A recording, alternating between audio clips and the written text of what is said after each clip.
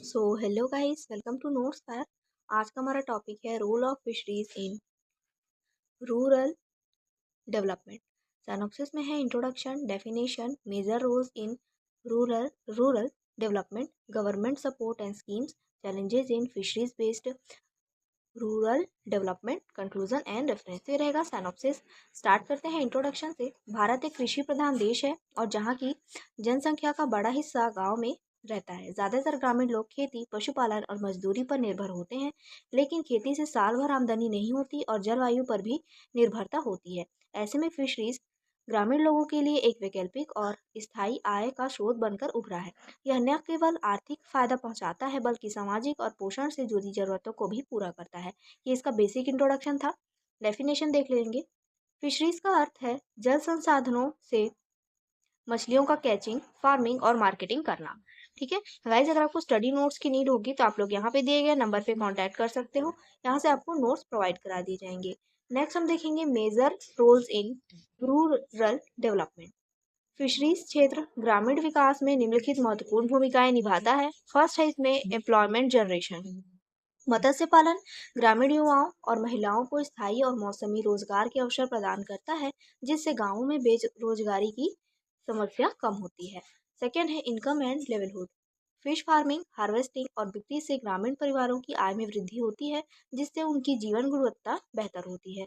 Next है nutritional security. मछली एक सस्ती और पोषक तत्वों से भरपूर खाद्य सामग्री है, जो ग्रामीण आबादी के पोषण स्तर को सुधारने में सहायक है। नेक्स्ट है वुमेन एम्पावरमेंट। महिलाएं छोटे स्तर पर फिश ड्राइंग, प्रोसेसिंग, मार्केटिंग और ऑर्नामेंटल फिश पालन में सक्रिय रूप से भाग लेती हैं, जिससे उन्हें आर्थिक स्वतंत्रता मिलती है। नेक्स्ट है एलाइड एक्टिविटीज प्रमोशन। मत्स्य क्षेत्र से जुड़ी अन्य गतिविधियां जैसे फिश फीड निर्माण, नाव बनाना और फिशिंग नेट्स की बुनाई ग्रामीण लोगों को अतिरिक्त आय के स्रोत उपलब्ध कराती है। नेक्स्ट है स्किल डेवलपमेंट। सरकार और संसाधनों द्वारा दिए जाने वाले प्रशिक्षण कार्यक्रमों से ग्रामीण लोग मछली पालन, बीमारियों का प्रबंधन और वैज्ञानिक तकनीकों का प्रयोग भी सीखते हैं, जिससे उनकी उत्पादकता और आत्मनिर्भरता बढ़ती है। नेक्स्ट है गवर्नमेंट सपोर्ट एंड स्कीम्स। सरकार मत्स्य क्षेत्र के विकास और ग्रामीण मछुआरों की सहायता के लिए विभिन्न योजनाएं और कार्यक्रम लागू करती है।